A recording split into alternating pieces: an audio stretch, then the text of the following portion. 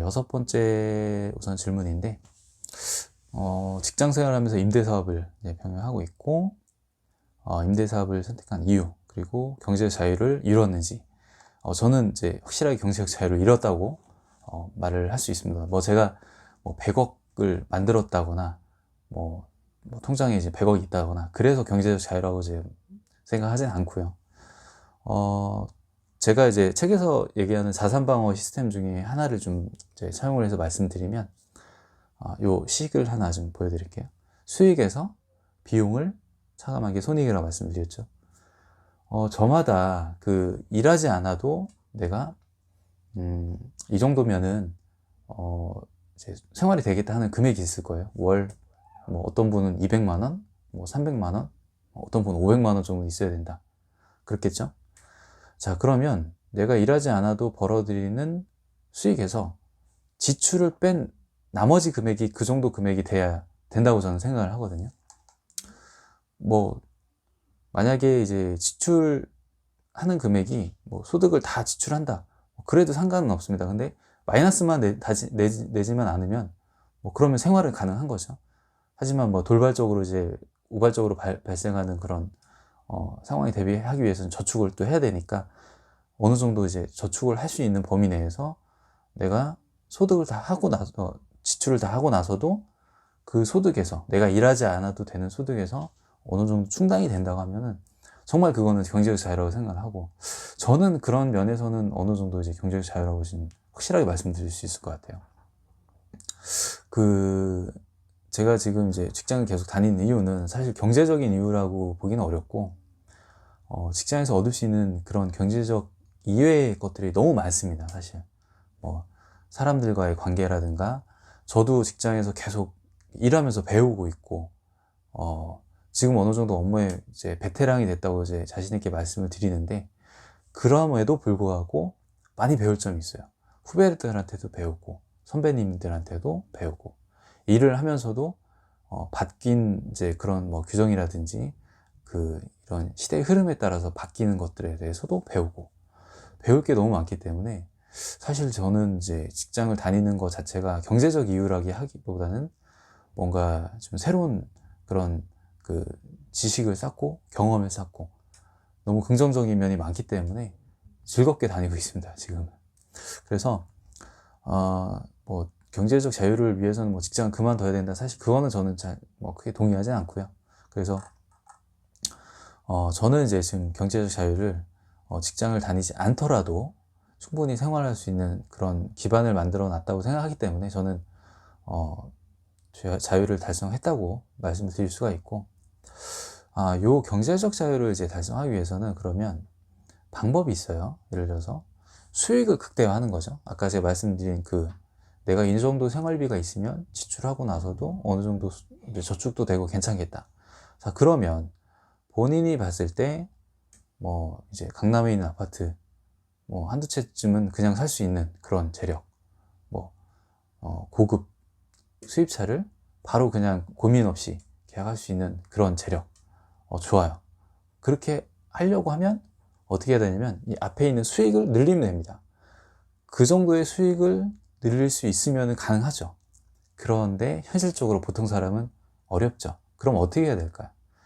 뒤에 있는 지출을 이제 조정을 해야 됩니다. 지출을 고정화시키거나 아니면 좀 작게, 현재보다 좀 작게 만들면서 수익을 조금씩 늘려나가는 거죠. 그러면 그 차이, 손익이 계속 늘어나겠죠. 그럼 언젠가는 내가 원하는 이제 손익이 달성이 됩니다. 경제적 자유에 이르게 되는 거죠. 사실 저는 이 방법이 가장 현실적이라고 생각을 해요.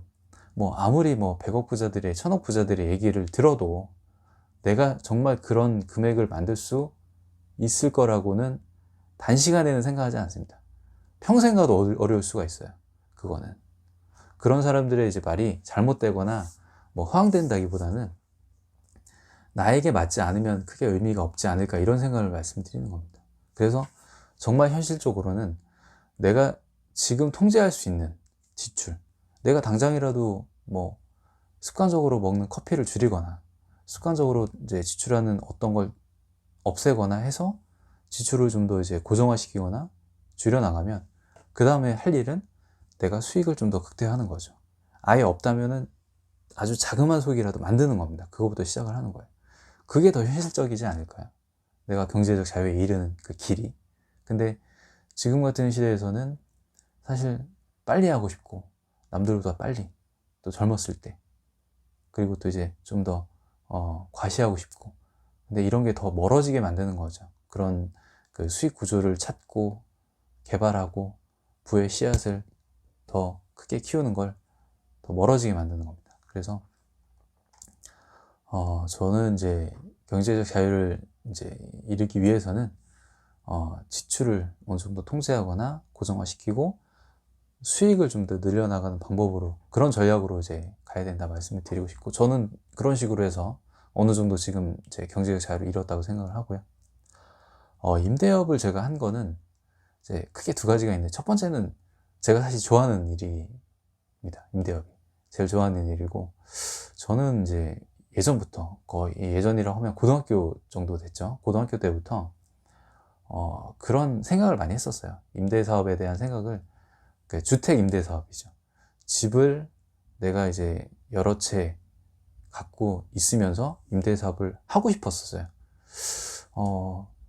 그런 생각을 워낙 오래 전부터 하다 보니까 실제로 이제 그런 기회가 됐을 때 해보고 나서 처음엔 되게 힘들었죠. 많이.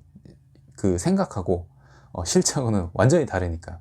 근데 기본적으로 제가 그런 걸 이제 좋아하고 좀 하려고 하는 의지가 있었기 때문에 제가 좋아하는 방향으로 이끌어 가지고 지금 가고 있고, 어느 정도 이제 마련이 돼 있습니다. 그리고 직장 생활을 하면서는 이제 임대업이 굉장히 좀 좋아요. 왜냐면은 뭐 거의 이렇게 손 갈 일이 별로 없습니다. 사실상 처음에 어느 정도 잘 해놓기만 하면은 거의 뭐 1년, 2년 정도는 그 연락을 안 하고 그냥 이제 계속 월세만 받는 그런 분들이 훨씬 더 많아요. 처음에.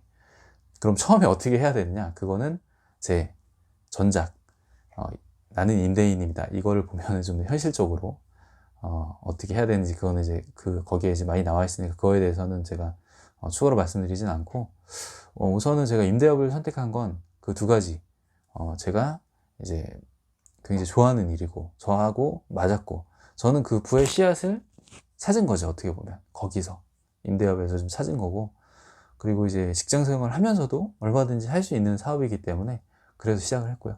근데 모든 사람이 좀 다릅니다. 성격도 다르고 여건이 다르기 때문에 저는 이 부의 씨앗을 임대업에서 찾았지만, 다른 분들은 다른 거에서 얼마든지 찾을 수가 있어요. 지금 또 이제 인터넷이나 유튜브가 너무 발달한 상황이기 때문에 그런 걸 통해서도 수익을 얻을 수 있는 방법이 굉장히 많거든요.